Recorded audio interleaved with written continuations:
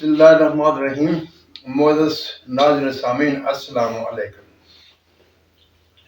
भाई देखो, मैं इतनी वज़ाहत से आपके सामने नुस्खा बयान करता हूँ, आप फिर छोटी छोटी बातें पूछते रहते हैं, जो कि हर आदमी को पहले से एक मुहस्सी को उनका इल्म होना चाहिए। आपने इस कदर मुझसे सवाल किए जिसकी वजह से मुझे आज फिर वही दोबारा वीडियो आपके सामने बनाना पड़ रही है। मैं कुछ मजीद तफसील, जैसे बच्चों को अलग भी पढ़ाई जाती है ना, उसी तरह मैं आपके सामने आज फिर वो दोबारा वीडियो रखता हूँ। आज मैं सिर्फ नुस्खा ही आपके सामने रखूँगा और कोई बात नहीं करूँगा। आपने ऐसा करना है कि आपने 10 ग्राम तांबा, 10 ग्राम चांदी और 10 ग्राम सिक्का लेना है। सिक्के को आप दही में भिजा दे लेंगे 2-4, साफ हो जाएगा।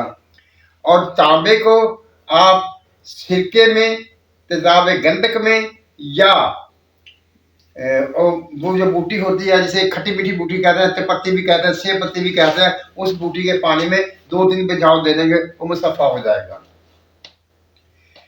पहले कुठाली में आप तांबा और चांदी रखेंगे और थोड़ा सा सुहागा डाल देंगे उसके ऊपर, उसको पिघलाएंगे। जब वो पिघल जाएगा तो फिर उसमें आप सिक्का शामिल कर देंगे।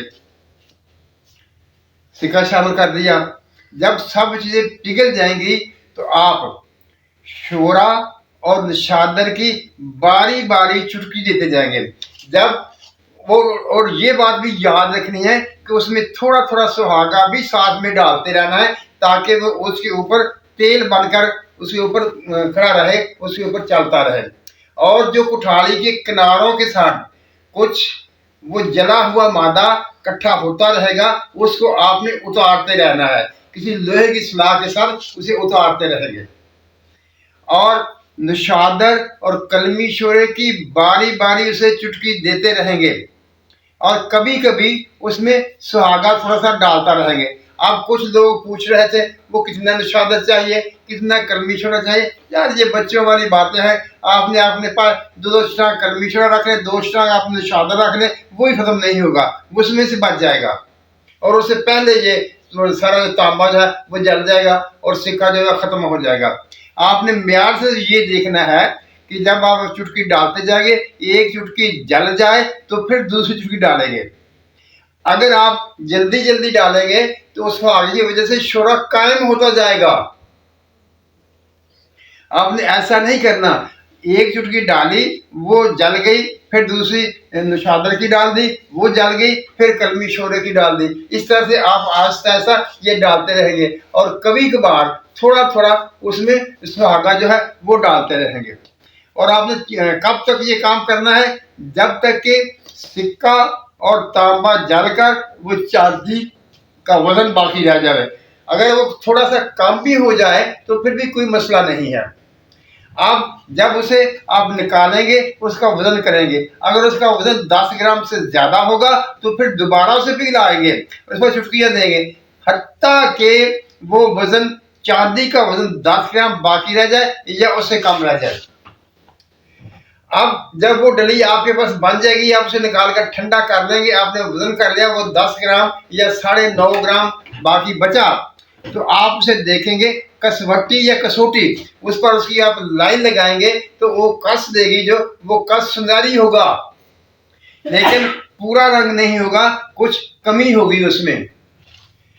अब आपने ये करना है कि जब इस मुकाम पर पहुंच जाएगा तो फिर आपने उसे दोबारा पिघलाना है। तो आपके पास अगर वर्किया है तो वर्किया, अगर सम्मिलफार है तो सम्मिलफार, और अगर शंगरफ है तो शंगरफ। शर्त यह है कि वो कायम हो। उसकी आप एक एक माशे की चुटकी देंगे और उसको चरख देंगे। जब आप ये समझें कि वो चरख खा चुका है, वो जो आपने चुटकी डाली थी वो खत्म हो चुकी है, तो फिर आपने दूसरी चुटकी डालनी है। फिर तीसरी, इसी तरह से। लेकिन आप ऐसे भी कर सकते हैं कि आप उसे चुटकी डालें, उसको ठंडा करें, बाहर निकालें, उसका मुआयना करें, उसकी रंगत देखें और उसका वजन देखें, उसको दोबारा कोठारी में रखें और उसको दोबारा चरख दें और चुटकी डाल दें। इस तरह से भी आप कर सकते हैं। ये तो आपको सारा इनका इल्म होना चाहिए। इसी तरह से आप 3 चुटकियां देंगे, 3 चुटकी निकाल कर और उसको फिर देखेंगे कि उसका जो कस है वो कसौटी पर कस कैसे देती है। क्या जो पहला कस आपने उस कसौटी पर लगा के रखा था उसके बराबर है या उसमें कुछ फर्क नजर आ रहा है, पारे की चमक आ रही है या नहीं आ रही। जब आपने ये देख लिया तो फिर आप उसमें असल सोने का हिमलान करना है। वो आपने ऐसे नहीं करना कि उसे पूरा वो जो 9 ग्राम या 10 ग्राम जो आपके पास चांदी थी उसके मुकाबले में कर देंगे, नहीं। आप उसमें से एक रत्ती का टुकड़ा लेंगे। वो डली जो आपने तैयार की है उसमें से आप एक रत्ती का टुकड़ा लेंगे और एक रत्ती ही शमस उसके साथ मिलाकर उसको चरख देंगे।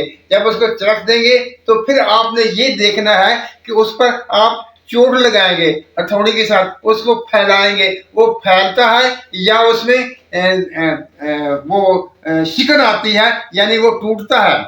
अगर वो नरम हो बिल्कुल ठीक हो, टूटता ना हो तो बिल्कुल सही है। आप उसे बाजार में देकर उस जो एक रत्ती वो सोना आपने लिया था, एक रत्ती उसने आपने साथ शामिल किया था, उसको आप बाजार ले और सुनजारे को कह लें ये देखे, ये से परख लीजिए, ये सोना है, वो मकबूल बाजार होगा। अगर उसमें सख्ती हो तो उसके 2 तरीके हैं।